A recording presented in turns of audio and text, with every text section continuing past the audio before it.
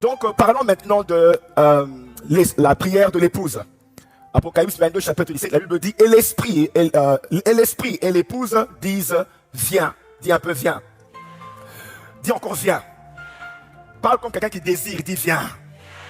C'est une requête de prière qui est spécifiquement faite par l'épouse. Parce que vous voyez, la Bible dit, l'esprit et l'épouse. Donc, l'esprit cherche une personne avec le cœur d'une épouse, et il n'y a que celle-là, ou bien celui-là, qui peut faire cette prière ici. Tu dois vraiment avoir le cœur de l'épouse pour faire cette prière de l'épouse. Juste une seule requête, pas plusieurs requêtes. La requête dit simplement, viens. Nous développons, vous voyez, plusieurs relations avec Dieu.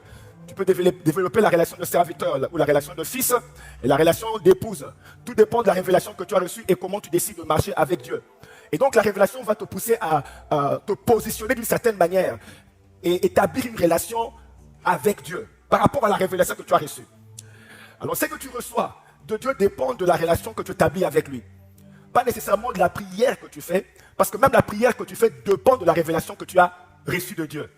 Les choses que tu demandes à Dieu dépendent aussi de ta maturité et de comment tu as compris Dieu. C'est pour ça, par exemple, que l'enfant prodigue, on se moque de lui souvent, mais je pense que l'enfant prodigue avait compris certaines choses de son père que son grand frère n'avait pas comprises.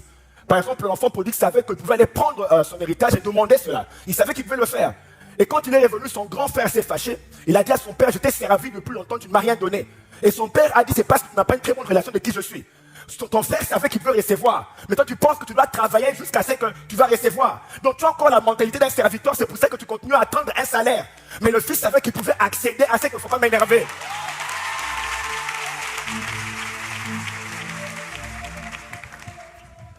Le fils donc savait qu'il y a une dimension, il y a une révélation.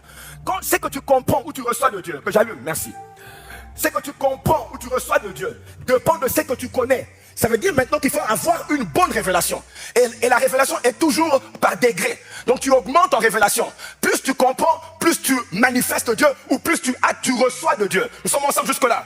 Donc l'enseignement est très important. Ne négligeons jamais l'enseignement et ne te dis pas que tu as tout, tu comprends tout. Il y aura toujours des dimensions de Dieu que tu vas encore découvrir. Et ces dimensions vont faire que tu vas continuer à prier. Qu'est-ce que c'est là? La première chose, comme je vous ai dit plus tôt, c'est qu'elle a l'amour là. C'est cet amour que Dieu cherche. Dieu est impressionné par l'amour de l'épouse. Donc parlons un peu de aimer Dieu. Parce que beaucoup de gens pensent que aimer Dieu, c'est peut-être chanter. Non, chanter, c'est l'expression de l'amour. Ce n'est pas ça l'amour. C'est ce qui fait que si tu peux chanter même sans aimer. Quand Dieu parle de l'amour, il ne parle pas de chanter. Il parle de... Aimer Dieu, c'est donner sa vie. C'est ça aimer Dieu. C'est donner. Dieu a tant aimé qu'il a donné. Donc aimer Dieu, ce n'est pas chanter, c'est donner. Nous sommes ensemble jusque-là. C'est dans Jean chapitre 15, verset 13. La Bible dit, il n'y a pas de plus grand amour que de donner sa vie pour ses amis. Donc quand Dieu te devient ton ami, tu dois être prêt maintenant à donner ta vie. Et c'est de ça que nous allons parler. Donner sa vie. Vous savez ce que ça coûte d'avoir Dieu. Notre génération a vu l'église faire des choses. Mais je crois qu'elle a atteint un point où elle veut maintenant commencer à avoir un Dieu qui s'exprime. Et il y a un niveau de gloire qui fait que Dieu peut vraiment être à l'aise. Et c'est ce niveau-là qu'on doit amener. Et ça exige une église qui est prête à tout donner, tout livrer, à aimer Dieu au point où rien ne peut t'empêcher, rien n'empêche Dieu de se manifester. Dis un peu la gloire de Dieu. Dis un peu la gloire de Dieu. Je dis qu'il faut avoir un cœur d'épouse pour atteindre ce niveau-là. Dans la prière, écoutez-moi, dans la prière, j'ai parlé de la prière de l'épouse. Dans la prière, ce qui compte vraiment, ce n'est pas vraiment ce que tu dis. Non, c'est qui tu es. Ce n'est pas le contenu. Tu peux avoir beaucoup de formules, dire beaucoup de choses, mais ce n'est pas vraiment ce que Dieu veut écouter. Ce que Dieu veut écouter, ce que Dieu veut voir, c'est la personne, c'est qui parle là-bas, c'est qui. C'est pour ça que quand vous voyez, quand on parle de prière, on ne parle pas des formules de prière, on parle des gens qui ont prié. Dieu préfère mentionner les noms des gens qui ont prié.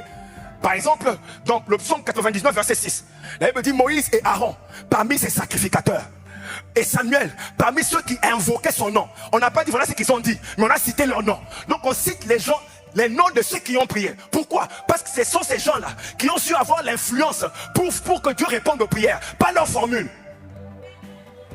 Tu ne peux pas aller voir qu'est-ce que Moïse avait dit. Mais au moins on te parle de Moïse. Pourquoi? On ne te parle pas de ce que Moïse avait dit. On te parle de Moïse parce que si tu peux copier la vie de Moïse, copier les sacrifices qu'il a fait, copier sa consécration, copier sa sanctification, tu peux aussi commencer à parler et le ciel commence à répondre. C'est que Dieu dit. Il dit regarde beaucoup plus la vie de Moïse et tu pourras faire que Dieu écoute. Ce qui impressionne Dieu, c'est alors les personnes qui ont parlé. Les gens, moi je les appelle les influenceurs. Les gens qui peuvent influencer le cœur de Dieu. Aïe, aïe, aïe, aïe, aïe. Les influenceurs. Les gens qui peuvent influencer. Des gens comme Moïse qui viennent dire à Dieu, reviens de ta colère. Et puis dit à Dieu, réponds-toi de ce que tu veux faire. Dieu dit, je vous laisse comme mon feu. Non, Dieu. Moïse dit à Dieu, réponds-toi. Quelle influence? Je ne sais pas si quelqu'un me suit ici. Dieu dit, la colère va frapper. Mais à cause de quelqu'un qui a assez de poids, il pèse tellement devant Dieu que quand il dit Dieu arrête, Dieu regarde, il dit à cause de notre relation. Ce n'est même plus vraiment ce que tu dis, mais cette relation compte trop pour moi. Ah, ma relation avec toi est trop importante. C'est pour ça que Dieu dit l'épouse. Parce qu'il sait que quand l'épouse vient, je ne peux pas frapper. Non, non, non, non, non, mais comment? Tous les parents ici savent que même quand les enfants ont fait quelque chose, quand la maman intervient, ça devient difficile pour le papa. Mais je ne sais pas à qui parler. Oui, oui, oui. Quand la maman dit non, laisse seulement, laisse. Hein? Quand l'épouse dit laisse, on sait que même si tu étais vraiment arrivé à un degré d'enlèvement de la colère, quand la maman dit non, non, arrête, toi-même tu es dégonflé. Alors Dieu, il veut quelqu'un qui peut le dégonfler. Non, parlons bien. Il faut plus écouter. Arrêtons de faire les grimaces là, de prétendre que non, Dieu est là. Non, non, non, non, non, non, non. Non, non, amène vraiment Dieu. Ta famille là, les sorciers sont à l'aise, à l'aise, à l'aise. Toi, tu les as fusillés, mais ils sont toujours là. Non, mais à un moment, on se pose la question. Je dis, mais comment lui, il te maudit une seule nuit, ça arrive. Toi, tu as lié 4 nuits. Et tu vois toujours comment on appelle, des séquelles. Non, vous savez, moi je pense que Dieu des fois laisse que les choses arrivent pour que ta soif augmente. Ça veut dire que quand tu te dises, ce niveau ici n'est pas bon. Il faut que j'atteigne un niveau où on peut négocier les vies avec Dieu. Mais il faut aussi, écoutez, moi je dis aux gens, quand est-ce que les sorciers de ta famille vont aussi commencer à te plaindre que toi tu es là? Parce que tu es tout le temps en train de dire, les sorciers. Même les chrétiens se plaignent, les sorciers. Bon, maintenant moi je me dis, quand est-ce qu'eux aussi vont se plaindre? Il est là. Depuis qu'il est chrétien, depuis que c'est chrétien dans Dieu, je me plains, on se plaint aussi. Qu'on se plaigne aussi de toi. Ah, je ne sais pas à qui parler. Dieu dit, je cherche parmi eux, parmi les chrétiens, parce qu'il ne cherche pas les chrétiens. Il dit, je cherche parmi eux un homme qui élève un mur, qui se tienne à la brèche. J'ai vu la brèche, mais eux ne voient pas. J'ai besoin de quelqu'un à qui je peux parler. Ou qui peut venir à côté et me chercher jusqu'à ce que je vais parler. Parce que c'est lui qui vient avec les prières de donne-moi la voiture, donne-moi la cravate. Je n'ai pas le temps avec lui. Je cherche quelqu'un, je ne sais pas, non. Des prières comme ça, tu vas voir ta cravate. Mais je cherche quelqu'un avec qui on peut parler. Et on va parler des choses qui concernent les nations et qui concernent la génération. Aussi longtemps que tu veux cravate, va à Paris. Je dis à Paris, ils font le shopping. Oui, va à Paris, on fait le shopping. Mais ici, j'ai besoin de quelqu'un qui vient dans ma chambre, qui peut passer 1 heure, 2 heures, 3 heures, 4 heures. Je soupire, je veux connaître ton cœur. Non, je veux connaître ton cœur. Qu'est-ce qu'il y a dans ce cœur-là? Enseigne-moi, parle-moi. Je soupire, je vais t'entendre. Oh Dieu, tu es mon Dieu. Mon âme a soif de toi. C'est ce que je veux. Merci pour la royauté. Mais c'est pas ce que je veux. Ce que je veux, c'est toi. C'est toi. Je quitte mon lit. Je suis dérangé.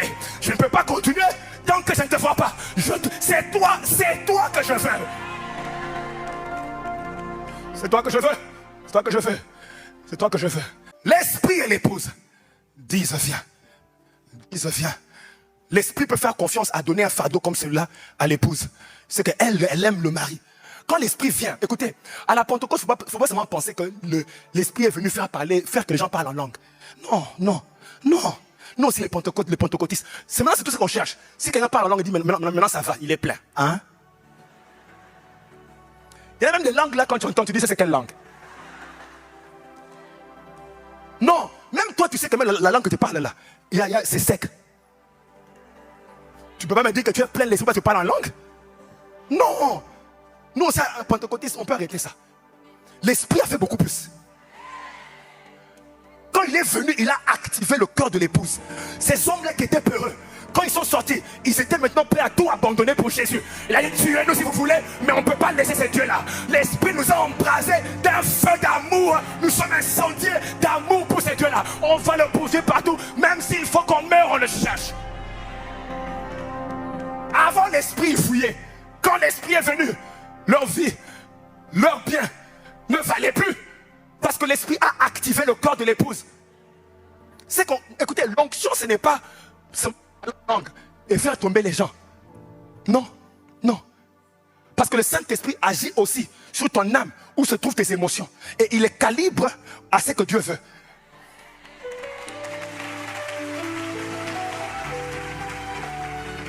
Oui, oui.